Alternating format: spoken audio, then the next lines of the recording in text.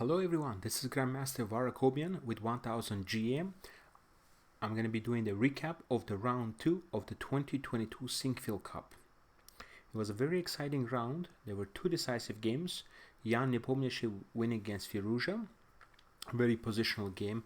But the game of the round is the game HANS NIEMANN winning with white piece against SHAKHRIYAR Mameddyarov. That's the game I'm going to be showing to you. Levon Aronian drew Magnus Carlsen. Maxim Vachirilograf drew against Wesley So, and Fabiano Caruana missed good opportunities to win against Lenier Dominguez. Let's take a look at the NIEMANN game against Mameddyarov. So it started off c4, English, e5, knight c3, knight f6, knight f3, knight 6, and now e4 played. So here the main one of the main lines is to play bishop b4, but also you can play the move bishop c5, which Mameddyarov did. I like the move bishop b4 personally because now you're threatening to take the knight. If d6 plays, d3, you just play d6. a3, bishop c3 takes. This is fine for black. White has two bishops, but the pawn structure is doubled. So bishop c5 played, and now it's going to lead to some really sharp line. Knight takes e5, knight takes e5, d4, bishop to b4, putting pressure, d takes e4, knight takes e4, queen f3, developing the queen and also protecting on c3. This is still theory. Takes. I mean, NIEMANN is playing a very sharp line. Bishop f4, short castle. And here you would expect something like, you can't really play bishop d3 because the pawn is hanging on c3, but you would expect like rook d1, for example. But here black will play d6, give up a pawn, and play some rook e8, and black is doing okay here. But he plays a very interesting move, long castle. Queen e7, now threatening queen a3. For a moment, it seems like this is a suicide. What is white really trying to do here? He's going to get checkmated, Queen a3 is coming out. Now he plays here king b2. Protecting. And now rook b8. Queen e3. And here is the critical moment here. Both players are moving fast until here. If you look at the clocks, you will see they have 132 against 133. And here b6 is played. This is a dubious move. It's very slow. The best move here in this position is b5. There are only few games played in this position. So if t takes on b5, a6. Bishop g5, queen e6.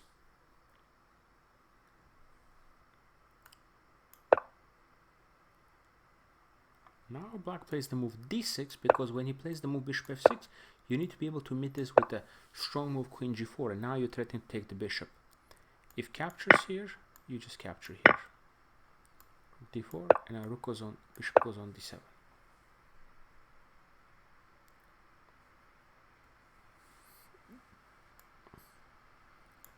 Bishop e7, rook fc8.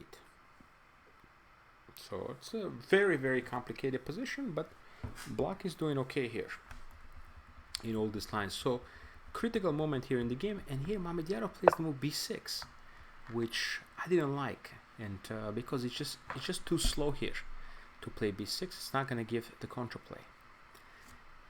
Now bishop d3. It's very interesting. For several moments in this game, Hans had the opportunity to play this move h4, which is very typical, very modern idea in this position. And guess what the computer best move here is? b5. It just shows how important it was to play b5 immediately, because let's say you play bishop a6, bishop d3. Queen here, simply queen e4, and now threatening queen h7 mate. So you cannot play g6, you're going to run into h5. If you play queen g6, then simply takes, bishop g3. And your main problem here is your bishop is really badly stuck on a5. How is that bishop going to come back into the game? Let's say you play b5, c5. Now it's still stuck. You can't play b4, you're going to lose your bishop. So if you play c6, now e6, opening up and putting pressure. So Now, yeah, this move b6 is just so slow. You have to play the move b5 in this position. So Hans didn't play the move h4. He played bishop d3, logical move.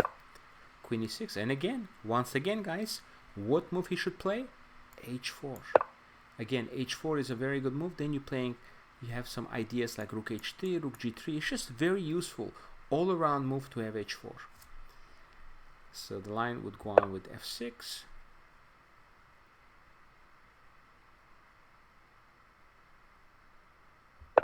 Queen e6, queen e4, h6.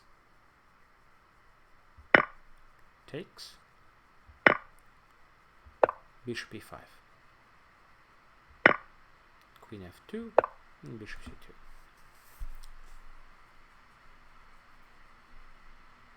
And now there is a pressure on d7. Yeah, this is still looking very good for white. Just lots of pressure here for black.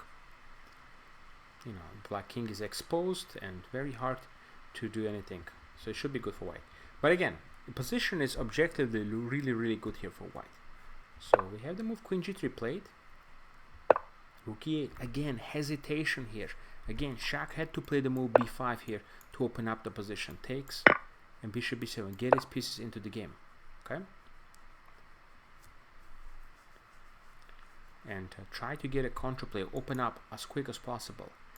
A bit of hesitation here. Okay, well, now he's getting all the pieces in. And finally, we see the move b5. With a little bit of delay. b6, b5. But still, we see this move happening. c5. Played by Hans. And now it's going to get very interesting. b4. c4. And now we see the move b3 played. And now we reach the critical moment in the game here. Black won an exchange but lost his bishop and a pawn. The bad bishop that was stuck on a5. But now it's a critical moment. He had to find this move here. Without this move, he's going to be in trouble. And the correct move here is d5. Putting pressure on c4. If you take en passant, pawn takes pawn. You can't take because e1 is hanging. And position is opening up, and the player with the extra exchange is going to have the advantage. Queen takes h3. Queen takes h3. Bishop h3.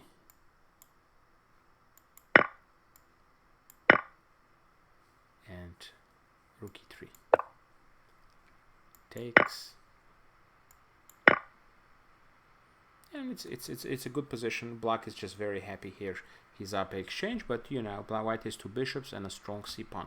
You know, roughly equal, but perhaps preferable to play for black here. So yeah, this was a critical moment. If Mamedyarov had found out d5, he would have had the upper hand in this position. But unfortunately for him, he played the move a5. That's a bad move.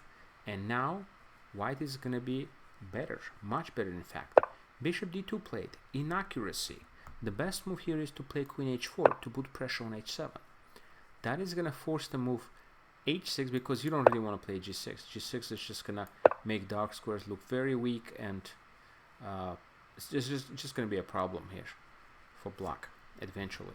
So if the move h6 is played, then you play bishop d2,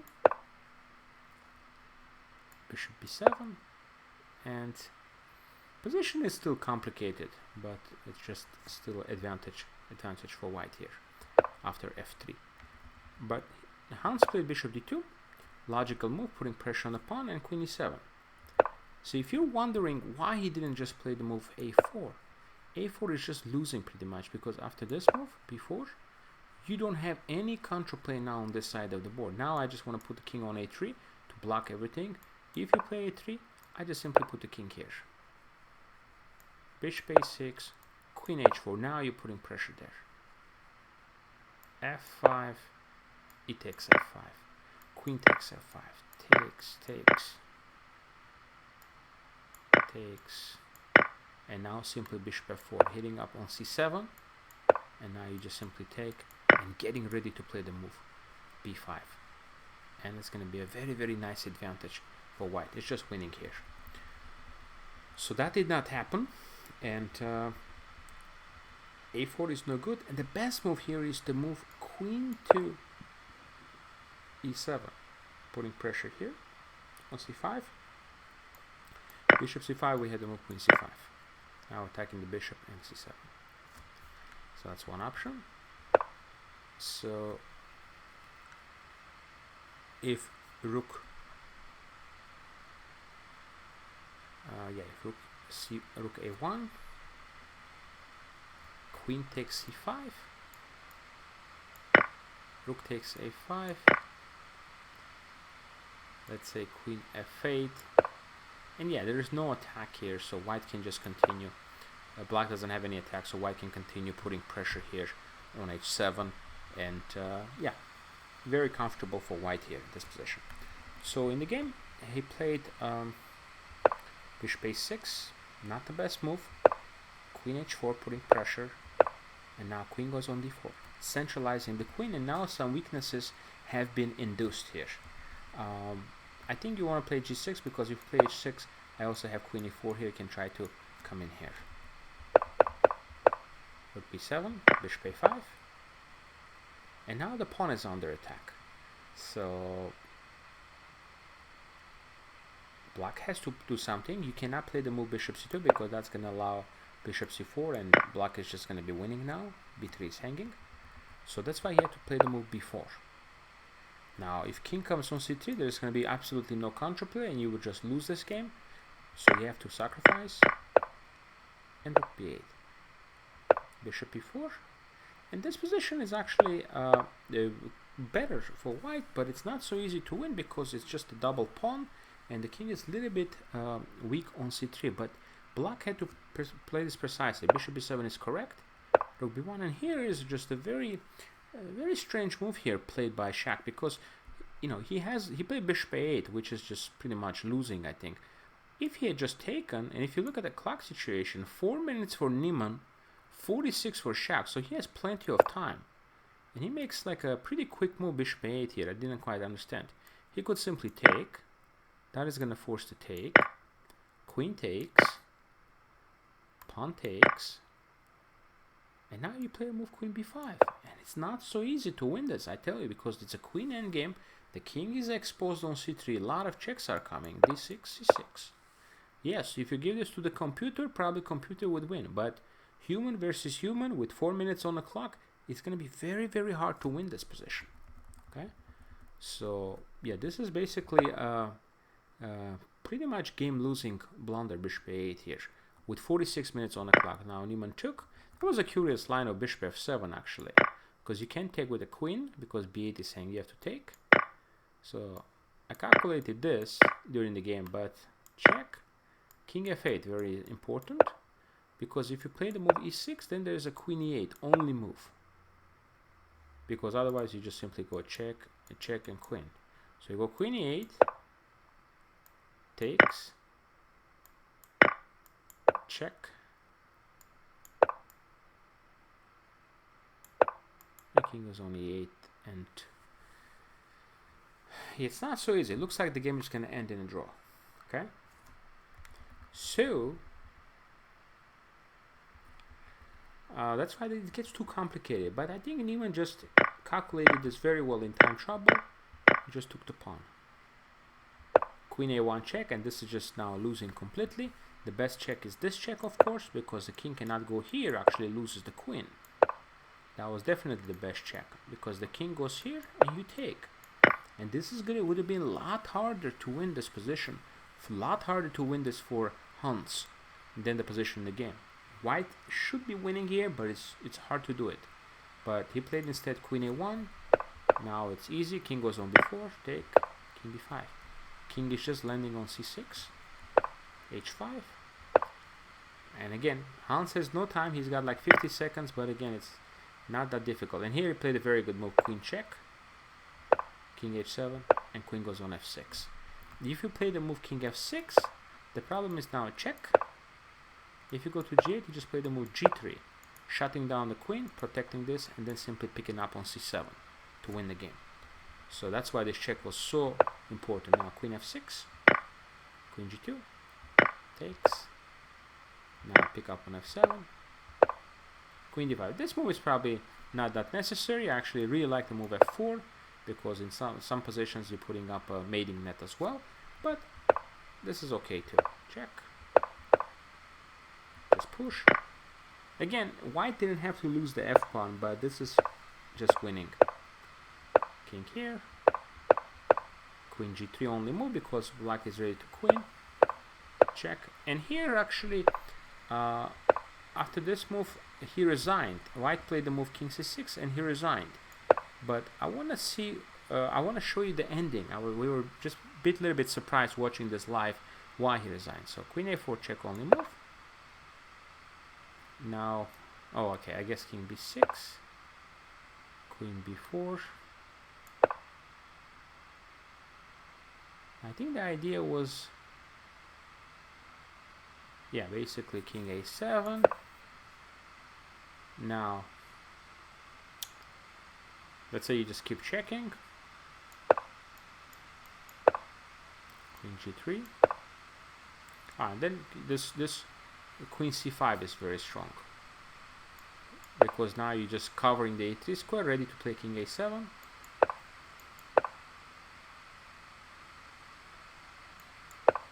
And now king a7, ready to queen.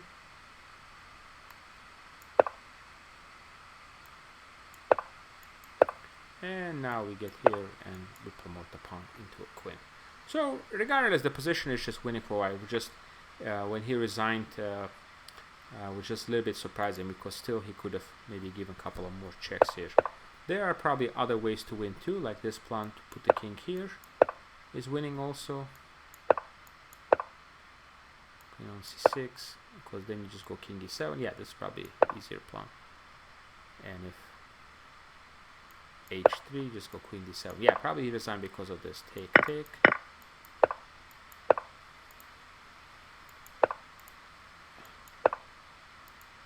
And now you just go here and take. So yeah, excellent game.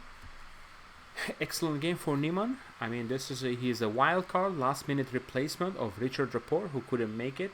And you know, he drew the first game against Aronian. He was pressing in that game as well, and now he wins the game against Mamedyarov, and now he's tied for first with Magnus Carlsen. And guess who is playing tomorrow, guys? With black against Magnus Carlsen. It's going to be a clash of the leaders, and it's very exciting to see how Hans, only 19-year-old, is going to do in this tournament. So stay tuned, guys, for the round 3 recap tomorrow evening. Thank you everybody for watching, and see you soon. Bye bye.